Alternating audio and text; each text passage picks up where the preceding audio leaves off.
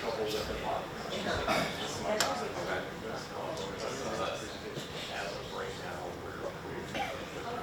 Okay. All right, morning all. Thanks for joining us for our final presentation of the conference. I'm going to turn it over to give the maximum amount of time possible to Christian Corey from Wichita Police Department on building report investigations.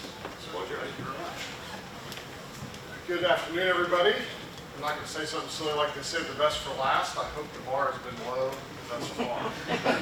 So I'm here to talk about Rapport specifically.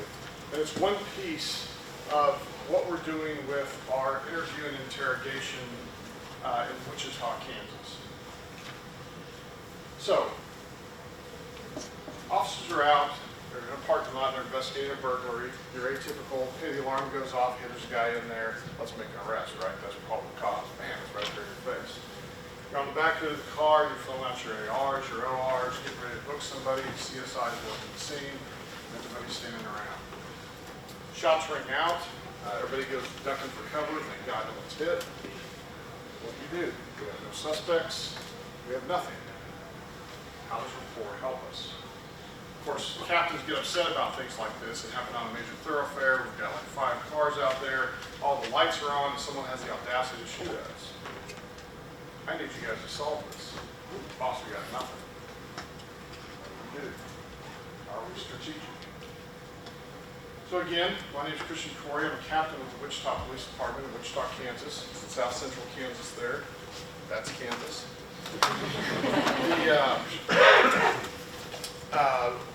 Persons Crimes does everything like it says. We investigate crimes against persons, homicide, robbery, shootings, sex crimes, adult, children. It all comes to us. Additionally, I'm also a co-director at Project Aletheia at John Jay College of Criminal Justice here. And at John Jay, or Project Aletheia specifically, we work on trying to get collaborations with practitioners and researchers and understand what works best for the science of interview and interrogation. Because for so many years, we were told it was just an art form. It's the way we've always done it, right? We've done it this way for a long time. It works, and it does work. We got to get that admission followed by confession, admission followed by confession, right? Just go get it. Use words like pressure, shutting down the denials, all kinds of stuff. And then, in between there's state curriculums, city-specific curriculums, that go beyond even that. So how do we know what works in interview and interrogation? That's what we do at John Jay. And I'll get you that resource here towards the end of the presentation. So you can get every perspective of Kansas. There it is laying on its back. And it's damn flat, right? And you guys like evidence-based stuff, there's my citation. Kansas is a flat place.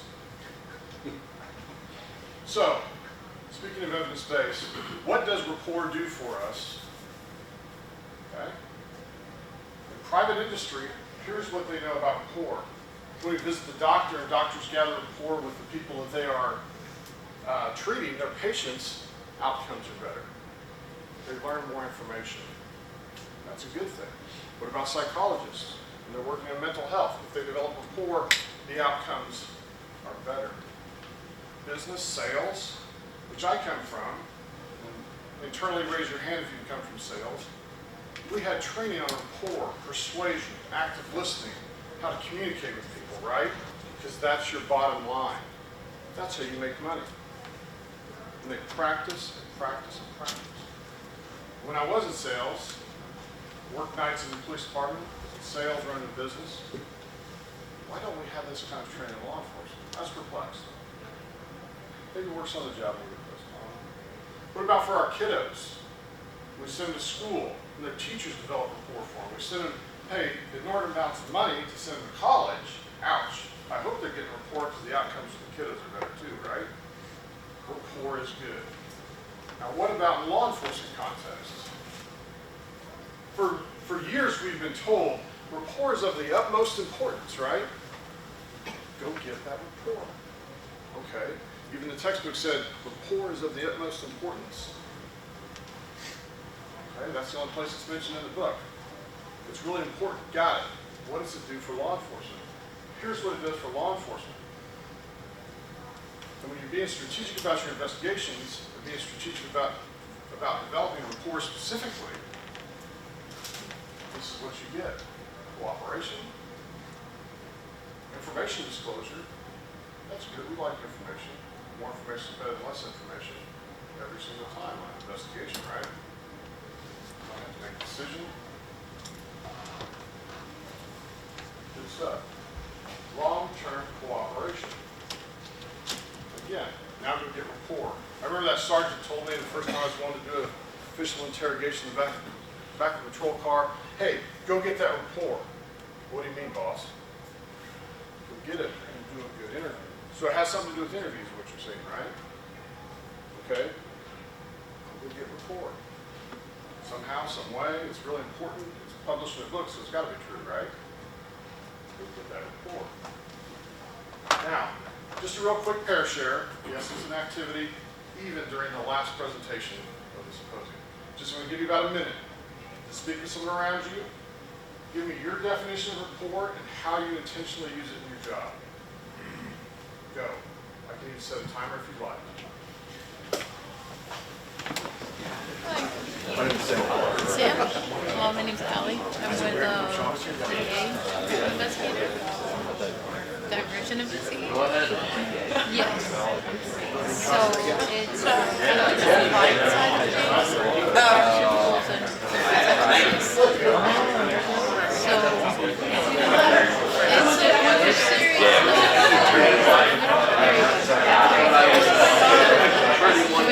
No arrests, no guns. But we do go on with the agents to do search warrants. And we do have the capability to do administrative inspection. So yeah, it's like kind of half. We work from home cases as well. We get extra cases.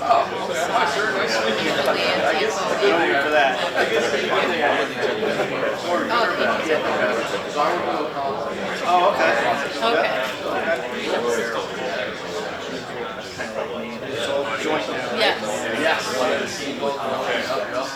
You're not done. We're all done. I'm sure if we go around here, we will all find ways that we develop rapport, right? Probably some very unique ways. This week in Texas, I learned somebody leaves a stuffed uniform in the front seat of the patrol car just to have something to talk about. Just to break down that compliance version of us being policemen in uniforms with badges pinned to our belts, guns on our hips, with all that stereotype built behind our profession, from just the facts ma'am on Dragnet to whatever else they see on TV, right? And that's what we're working against. Hollywood. Weird, huh? That's what they think. Just the facts, short answers, tell them what we think you want to know. That compliance piece, right? So I love the uniform. And everybody was sharing some things. I heard some insurance up here, talking about private industry. It's used as every day by salesmen, right? We get somebody with a really thick accent, but they have an English name. They're studying what we do. People like us. We will buy from them, right? We've got to create those similarities, create that common ground, right? It's very important because of the evidence-based factors we knew about. It increases information disclosure. More information is better than less information in investigation every single time. Right. Here's what, sorry this is dark. I put it on a white background and it blinded you, so, and you still couldn't read it.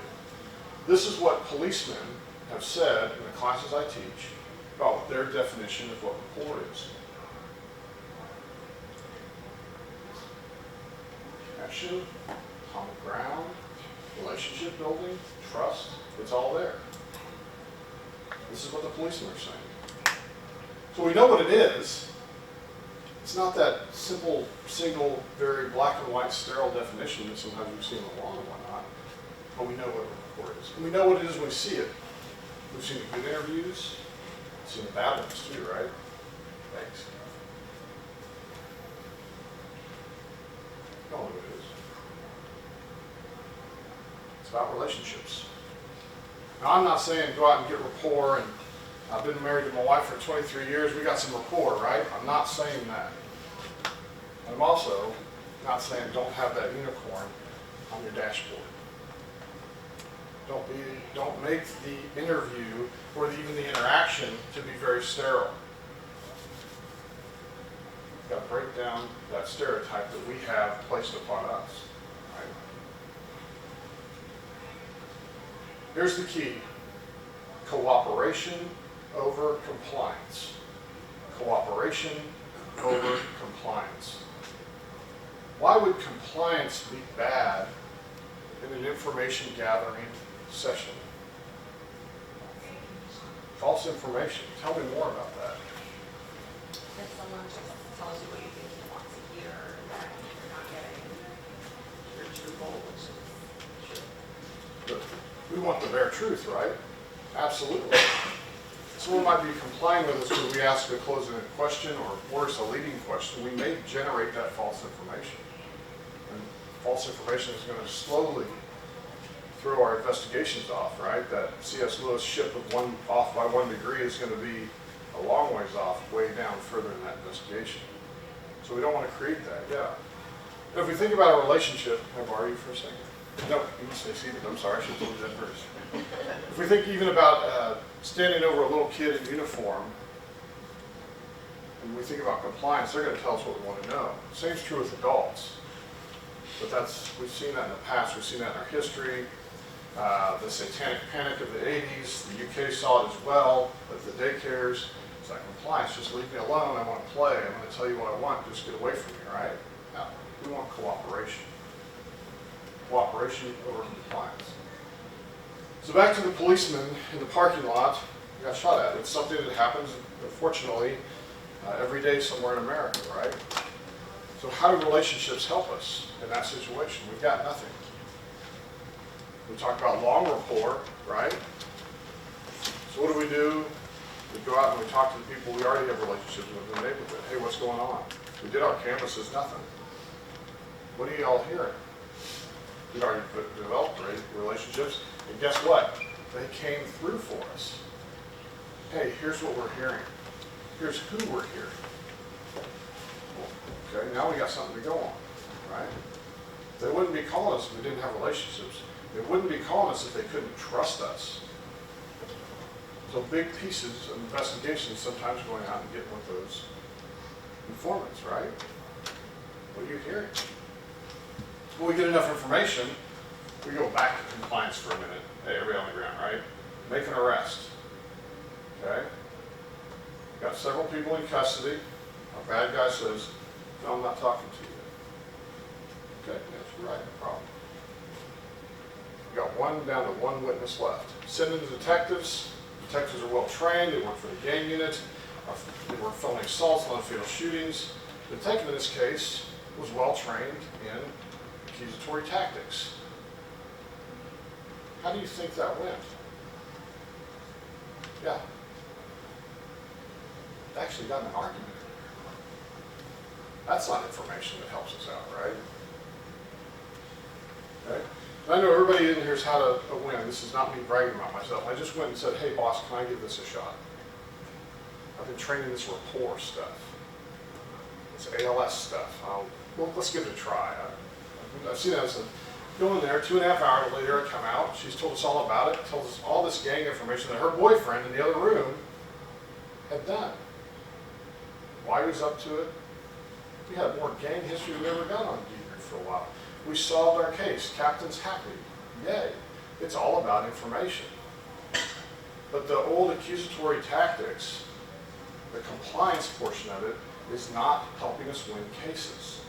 Whether we like them or not, we want to solve our cases.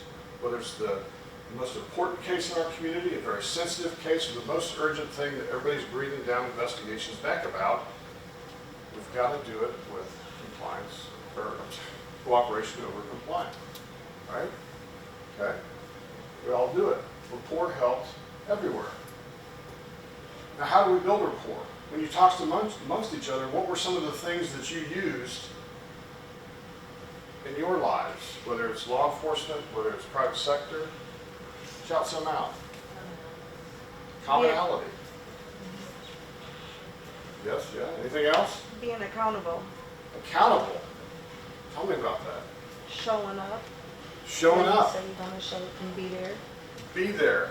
Your time, maybe. Giving somebody your time, yeah. Whether it's through your ear, your attention, whatever it might be. Absolutely. All the above. 100% all the above. How do we get today's compliance to be tomorrow's cooperation? Those are some examples right there. Now, we don't always deal with nice people, right? Sometimes folks are mad at us. The same tactics that are used in good interview and interrogation are also used in good hostage and crisis negotiation. They're used in business, they're used in mental health, they're used in de-escalation, everything. When we give that time, we develop that rapport, and we listen. Those really angry people, whether we're sitting there in the middle of the night, the flashers are going, and someone's letting us have it on scene, or we walk into an interview room, and someone just lays into us right away. We take that time to de-escalate, to do our own little hostage negotiation. They're upset with us, right? They're on the lizard brain side. They want to yell at us. They have something to say because they too have a story to tell. And that story is going to be information, case information for us. Right? We need to deal with those emotions through time, build our rapport. We want our rapport levels to go up. Because we see that when those rapport levels go up, the amount of information we gather is more. More case information is better every single time, right? Okay. To the rational side, the wizard brain. Wizard of Oz from Kansas, if you will. So lizard brain to wizard brain, right? There's the rational side. That's what we do there. But we got to take that time. We've got to attend to that person. We have to listen. We have to build rapport, find that common ground, use their proper names, find similarities, and model the right behavior. Calm is a superpower, right?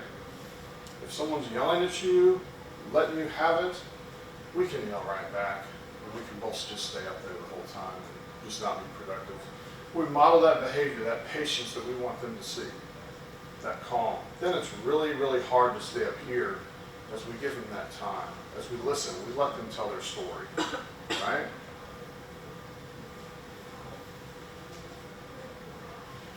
How do we facilitate this? Start with open questions. What's going on? Tell me what's happening. Explain this to me. It's the first thing. That's how we ignite that spark, to get them talking, to get them moving, start gathering that information, to start understanding. And what's something you can never know? Not a trick question. I would jump up in the middle of some puzzle and say, yeah, let me try it.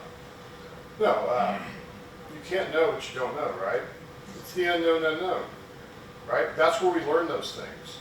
On those big free narrative type questions, tell me what's going on, explain this to me, letting them vent. It's all information.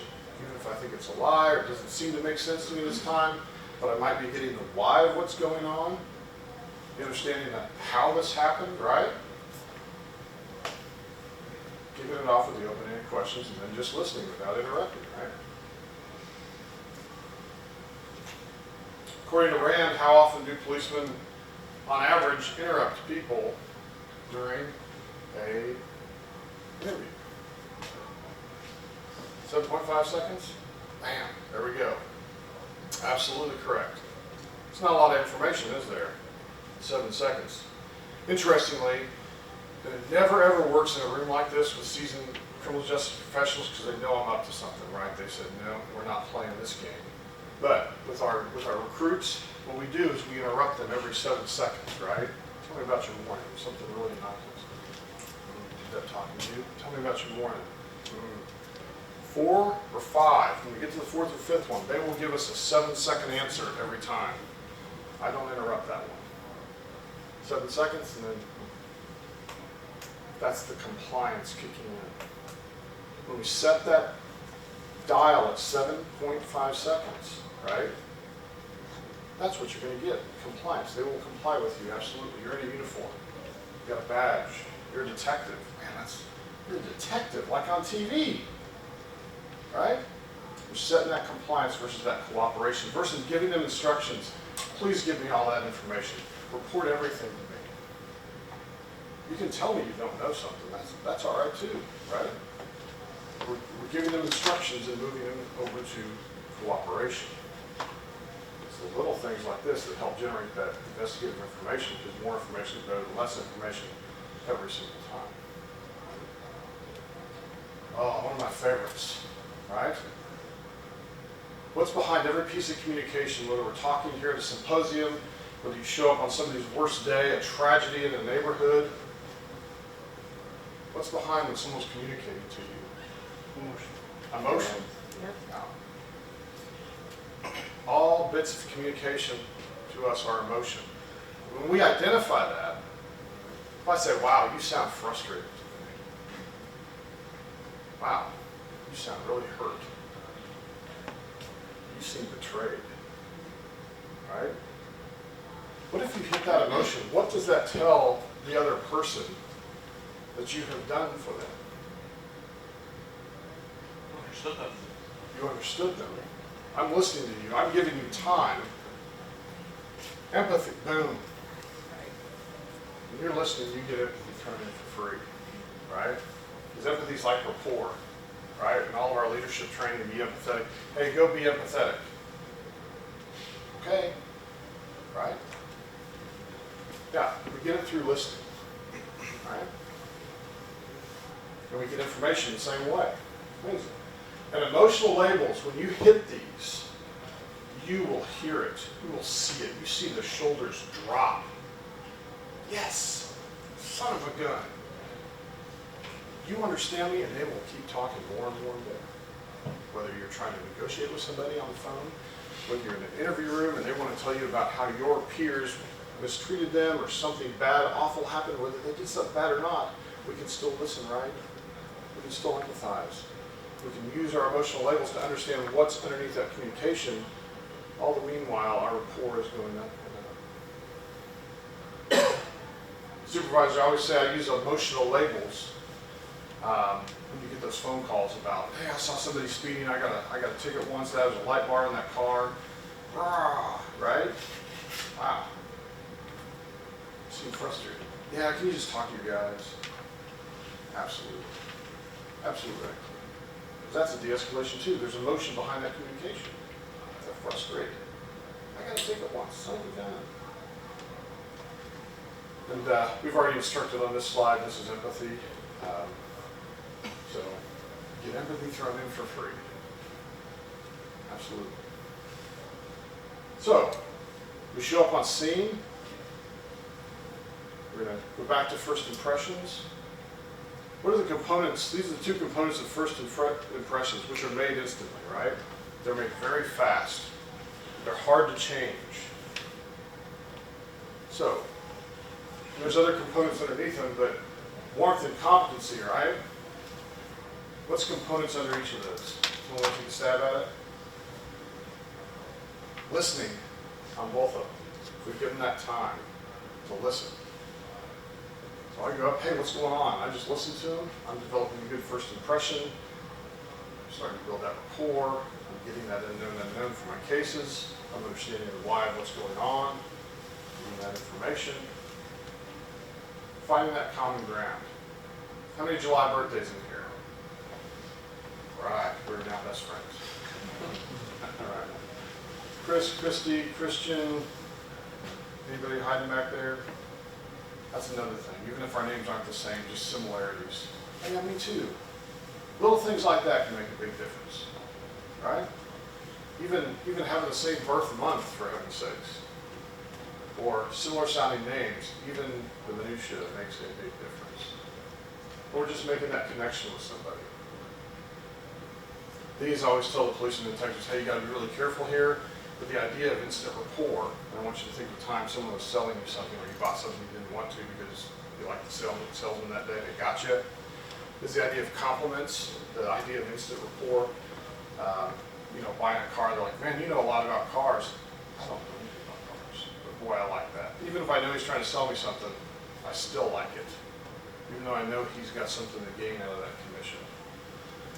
Just be careful with them on obvious professional contexts, of course. Okay, we've been talking about how we get rapport, the things we have to do. What are the ways that we now spend our rapport? What do we want? Information, yeah, through cooperation. We're going to ask you some tough questions, right? Maybe identify somebody, where'd those shots come from? Who do you think did this? It's a big one. Will you point them out for me, right? Ted's questions. We want to ask more open-ended questions, generate more free narratives, get more data. Open-ended questions on average generate 91 words per answer, right? Even more if we give them instructions and break it down to more of that compliance and pull it over to cooperation. Close-ended questions 10, right? More information rather than less information. Funnel questioning. Okay, putting our sentences into a structure so they're memory compatible, drilling down on a subject, really asking them to work hard on maybe a description of a car that's leaving the scene, maybe the individual's involved, whatever it is. Sketch recalls. Anybody use sketch recall? Yeah, pretty powerful. Really good with spatial data. In some of our cases, we had an instance where we had a kid that sounded like self-defense. Hey, you know, I shot these guys because they came out and threatened me. They were carrying a gun. It's self-defense all day, every day, right? Sounds like it. We asked for a sketch. That was not even close to what happened, right? Even on suspects. They stop monitoring their behavior, keep talking. It's a flow of information. It's a different way of hitting memory. One more thing about sketches. We're investigating a case involving potential sexual assault, and the gal in question had a documented medical condition. Now this condition, she would sometimes cause her to black out if she had a little bit of alcohol, right? She's being safe, she's out with friends, wanders out to the bar, doesn't know where she's at. She's found the next day in a different part of our city, dazed, confused. She didn't know, I don't know what happened. Let's go do a full cognitive interview. Let's use a sketch recall. Let's do everything. The detective came back and said, man, that stuff really works. Look at this. She started to remember things. While she was sketching, she mapped out her whole route of where she was. We can go look for evidence, try to find out what happened, because we just don't know. A very powerful way to bring back that memory recall with somebody that even had a documented medical condition that would not help them recall. So we're facilitating memory recall in other ways, even with people with special needs. Now, for all my practitioners in here, does anybody use the Sue technique to disclose evidence? Yeah? Yeah? Like it? Yeah. One of my homicide detectives calls it effing magic. Once they use it, they'll never go back, right? Yeah. You talk about really changing the paradigm on how we disclose evidence, from piling all this evidence up. I've got you doing this, I got you on camera, I got your picture here. Did a case like that, and you know what the guy told me? You know, she was my friend. I would have never hurt her. All this great evidence I had on this wonderful case, I got that statement. That wasn't very good. It's pretty terrible. Instead, we asked for that free recall. We get the information. We are developing statement evidence and consistencies with that. We know they're lying because of the evidence, not because they looked up and to the left and it's Thursday today, so that always means they're lying, right? Not that stuff. And then I can say, hey, well, I got information. You weren't where you said you were. Help me understand that. I haven't contaminated the statement. I haven't even shown what the evidence is, and now he's got a decision to make. Is he going to lie to me? Is he going to try to, oh yeah, gee willikers, I remember leaving now. We're going to commit murder. Now it came back to me, right? Okay? And then laying out each piece of evidence that same way. That's a lot more information than it was. Nope, I couldn't have done it. That's my friend. We're creating these things intentionally instead of just swinging and missing. So that's how we start to spend rapport, right? Now these are rapport murderers. These are suspects here. These things, of course, interrupting, we learned about the 7 seconds. Bad. We're just stopping information flow, or we're stopping future information flow, right? We're setting that 7-second time, you're getting 7 seconds of information even with open-ended questions, right? That's for sure. Legacy interviewing and interrogation techniques, not good. Fortunately, we have used those on victims in situations they were never intended to be used on. And it looks bad for us. Next thing you know, your agency's on a Netflix special, and you're like, how'd this happen? Whoops. No good. Phubbing, just phone snubbing, right? Texting while you're supposed to be listening to somebody. Oh, God, I gotta go. Oh, 5 minutes doing a presentation. Shoot. But you're not giving them that time, right? And of course, cynicism, our second language in law enforcement. And the hunting for liars. Someone told me once, he says, you know, we're always looking for liars in law enforcement. But are we ever really looking for people that are telling us the truth? If we're looking for the liars, we're going to find them, right? That confirmation bias. If we're looking for it, we're going to find it. But we don't do the opposite. We don't give it a fair shake. And those techniques are very problematic too, because they're really not indicative of why. But we've been told that because somebody stood up here and trained us that way. And we still pay for it to this day in law enforcement. People still come to me, oh, that's supposed to be a picture of our nice patch. Shoot. Sorry about that. So it just looks like a box that's cutting. Looks like I don't know how to make slides. That was not the impression I wanted to give. I wanted you to know that I know how to make slides. Okay? Shoot. So in Wichita, I got asked, hey, we're tired of paying for all these trainings here. Can you make a system or something, right? They come to the guy in homicide, of course I know, right? I'm like, oh, okay. Well, I know my sales stuff, I know Rapport works, I know active listening, I know that works for being a negotiator for years. Let's give that a shot. Okay, need something for suspects. Okay, I'll work on that. We got really lucky. We brought in cognitive interview. We wanted to learn that. There's a lot of components of the cognitive interview and what we call at Wichita Police Department science-based interviewing. And then we had an opportunity just through a personal relationship said, hey, this other agency missed out on this money. Do you guys want to be involved in this study? That sounds really cool. Yes, I want to be involved in the study. So we brought in 36 detectives, trained the old way, right? They gave us pre-interviews. They got trained in science-based interviewing, some of the things we just talked about, strategic use of evidence, TEDS, cognitive interviewing, open-ended questions, active listening, motivational interviewing. They got trained in this for 5 days. They said it was grueling, our brains are tired, stop. And then I went and collected post-training stuff. Here you go, researchers, go crunch that data. What we found, they started using the strategic use of evidence. And by accident, this is really no plan of my own for implementation, the detectives started winning. They started hitting home runs, right? And they're like, yeah, I used this on an HT case. I used this on a homicide. We never got a confession from this guy. We used it on an IGG case where the guy just talked, and it was, we're back there writing, oh my gosh, but I hope they still have business records because we're sending 100,000 subpoenas out on this guy, right? And so we're using our biggest cases, we're getting success. We had buy-in from the chiefs. Chief Ramsey supported us, Chief Sullivan still supports us. And we got to have buy-in from the top. But I found that when the detectives start winning, and those young officers on the street are out there, I look up to those guys. Those are the guys I need. They're not looking up to a captain and saying, hey, how many emails you send today, right? That's a neat job you have there. They want to see the guys really winning on the big cases. And now we're doing it. I think our sex crimes, our homicide, and these kids are saying, man, hey, I want to go to this training. This training looks good. I want to use it on the streets. And that's what we've tried to do and be real intentional about, is if an officer that's well-liked, that has a really good reputation is using these techniques, let's show a clip of that to our youngsters, right? They're like, oh, okay, I respect that guy. He's using it. I'm going to try this now too. It's important to me. Just trying to do a culture change, trying to implement it. Now, what the research also showed was we didn't stop really using the other techniques. They're still there. And I think they'll be there for a whole other generation.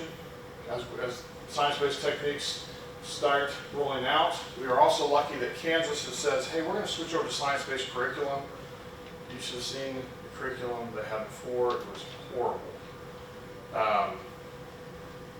California has also gone to science-based interviewing, gone in hard. They're doing symposiums. They're training trainers right now.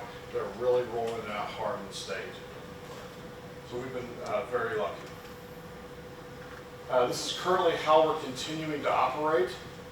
All the recruits have been getting it for a long time. We only have so much time with the recruits, and of course it's hard to say, hey, here's 22 weeks of how to be a policeman, remember all of it, right? Until you get out there, you're answering calls, you're in the middle of the night, you haven't slept, and you're asking questions, how do I use these techniques? But we also have ongoing training, so once they're in there for 2 years, a year, they can come back and see, put it into context for them. How do I use science-based interviewing in my current assignment? Perfect. I've also continued bringing in outside sources. You're never an expert in your hometown, right? Never. So I want them to hear it from sex crimes investigators, other homicide investigators, people that have success with science-based interviewing, with cognitive interviewing. They still need to hear it from those outside sources. The one thing we did do, and I won't call anybody out on it, is we also said we are not giving any more training dollars for the stuff that we know from research is counterproductive, doesn't work. If you want to go on your own, we're not absolutely saying you can't go to this from this company. That might be not a good thing for an agency. I don't know. But we're just saying no more training dollars for bad training. We're stopping it. And then continued collaboration with researchers, I think, is very important.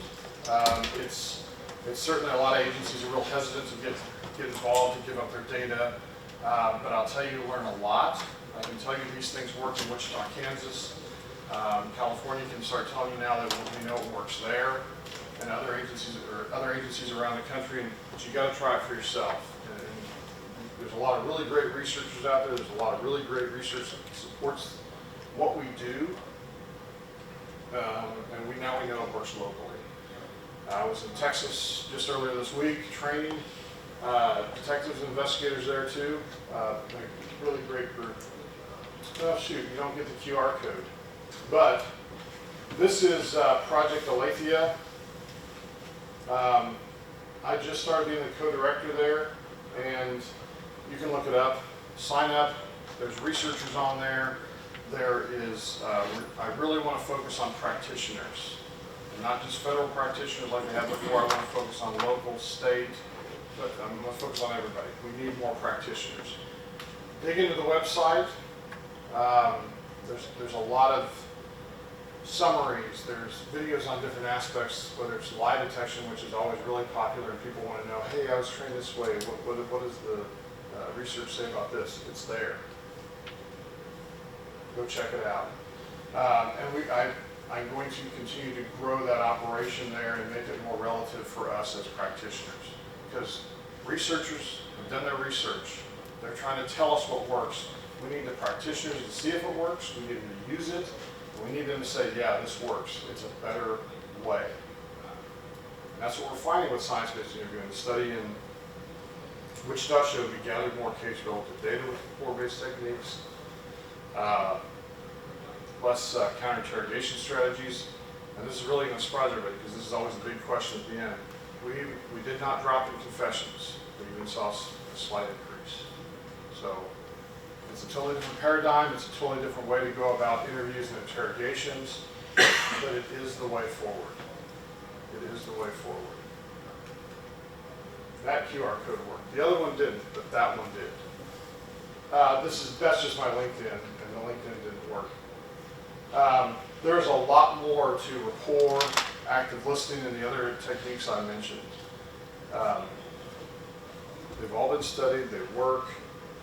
We are having great results on our toughest and city's most sensitive cases. If you'd like to talk interviewing, interrogation, I'm open anytime, or just investigations. Does anybody have any questions?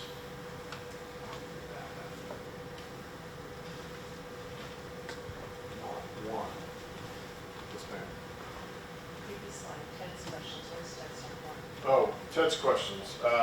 Tell, explain, describe, show. So tell me, explain to me, describe for me, and of course when we're wearing body-worn cameras, what's better than having somebody show you how they were strangled, right? Or show you, if I said you were stabbed, show me. So just another way to really enhance that collection of evidence. Something that I'm really getting excited for, we were just talking AI before the presentation started. Well, these RMS systems are coming online. They're starting to have AI built right into them. They're not going to. They're coming. When you start thinking of interview and interrogation, think about your gathering data.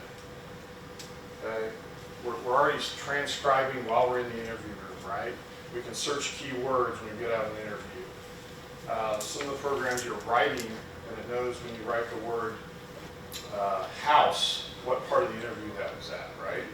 You go back and listen to that recording to refresh your memory of what the heck that person was talking about. The stuff is very, very powerful. And I imagine the detectives can come out of an interview room and he's going to have a list of follow-up questions from AI. Hey, you better go knock on some more doors. You better ask about that red truck again, whatever it might be. So if we think about it in terms of data, going out and collecting data and putting it into our RMS system and coupling it with crime analysis, that's really powerful. Really, really powerful. And I always say, there's not a single piece of evidence without an interview. Prove me wrong. So, got to have context. That's it. Yeah. You said that the SBI process and training, adaptation, and Wichita was successful. I'm just curious if you can talk maybe a little bit about what research you guys are attached there and what you use as benchmarks for success. Man, that's a tough question. Good question. Yeah, so there's enough literature that we know what works and how it works, whether it's getting rid of pseudoscientific lie detection techniques, whether it's getting rid of a lot of closed-ended confirmatory questions and switching to like the TEDS questions and funnel questions that really create a structure. We know that gathers more data, okay? And there's a lot of research to back it up on every piece. Is from a lot of it comes out of the cognitive interview. The rapport studies continue, but then studying it at Wichita, that was really the, hey, we know it works here now, because our detectives are gathering more data. Now, benchmark since, we have not. We continue collaborations in different areas, even sleep and interviewing. We're working on resistance in interviewing now. We just did a second survey of that, so I'm interested to see if that training is taking, because that's a big question. Yeah, I'll put a class on for you, but does it take? Right? And I think in Wichita, the big thing has been kind of creating a culture and having a lot of luck, to be honest with you, and having people get excited about it, having those detectives. I can't say enough about the group of detectives that are real hardcore practitioners on it, because they've been the role model for other detectives that are being promoted and the officers on the street saying, okay, this works, I'm going to try it. I know I didn't fully answer your question, but we still miss that post-implementation piece. Absolutely. Yeah. You mentioned a couple different interviewing techniques: motivational interviewing, cognitive interviewing, trauma-informed. What is the definition of science-based interviewing? Does that kind of couple all those vetted things, or what is when you say science-based interviewing? No, I think you can put whatever name you want on it. I don't like to call it a system, so many step technique. I just say it's a constellation of incredible communication skills. So science-based interviewing is just what we called it. You can call it research-based interviewing. State of Kansas call it investigative interviewing, a science-based approach. Cognitive interviewing is its own thing, but it's kind of under the umbrella of everything. You put strategic use of evidence, a way to disclose evidence, late disclosure versus early disclosure, and a piece like that based on knowing that it's also used to say that, hey, I know you're absolutely a liar because we've made a statement evidence contradiction, right? Create that. Versus using the anxiety-based stuff.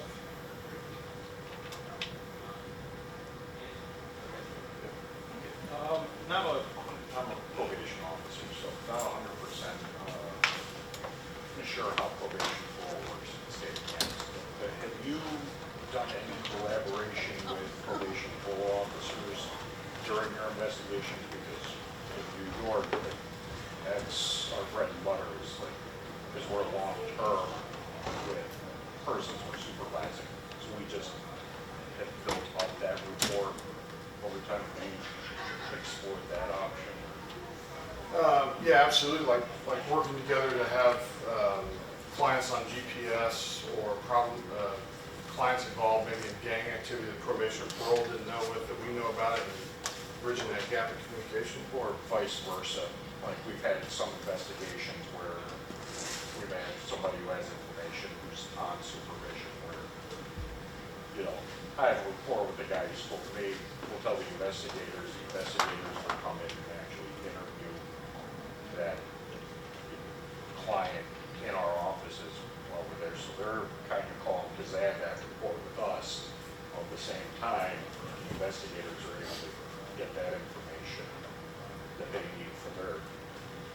Yes, but I would say that we can definitely be more proactive about that. Because sometimes we won't hear from each other for a while. Like right now, we're going through a lawsuit involving our gang database and how we do gang members in Kansas. And like now we can't talk to them about that, or we won't, right? So that kind of creates a barrier where before they'd call all the time, we want to know about those things, but now we just don't talk about it. So, but yeah, it's a very important relationship to have. You go do those interviews and almost pass off that rapport. When you've got a second chair in an interview, the same thing's kind of true. Is the way we do is we have chair one, and then chair two comes and bats cleanup, but he doesn't have to work on report. He or she doesn't have to work on reporting like what one does, and that's just works out. Have you noticed any difference? So you were there like prior to the implementation of this training, but since the training has been rolled out, especially the academies, have you noticed any difference in levels of cooperation in investigations with victims and witnesses? Only anecdotally, and I'll put this to you. We do a thing called My 90, which it's through Axon. So if our patrolmen go out and they have a case, there's a few ones we don't do: violent crime, death, medical. It sends them a survey of how you did. And the way they parse it up is, did you get your problem solved, yes or no? And a lot of times people call it these civil matters. We can't do anything about this problem. It's deteriorated for 20 years, and we can't fix it now. But even if they're upset about how we came out or we couldn't fix their problem, it also says they have a free-form answer, but they were happy with the officer's service. And a lot of times what we see that statement of, yeah, they couldn't help me tonight, and I'm really frustrated about this neighbor, XYZ, but they listened. She did a great job. They listened to what I had to say. And we see things like that, which has been really powerful to me, but it's anecdotal. But I don't think we've even measured cooperation beforehand, so it'd be hard to say on the backside what's going on.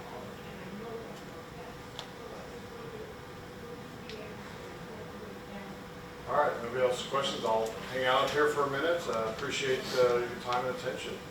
Thank you, Captain. Just a really quick note, on behalf of everybody at DCJS, thanks for joining us throughout the week. Please share honest feedback with us. I can promise you that we use it to shape future events and what we do. And safe travels, everybody, on your way.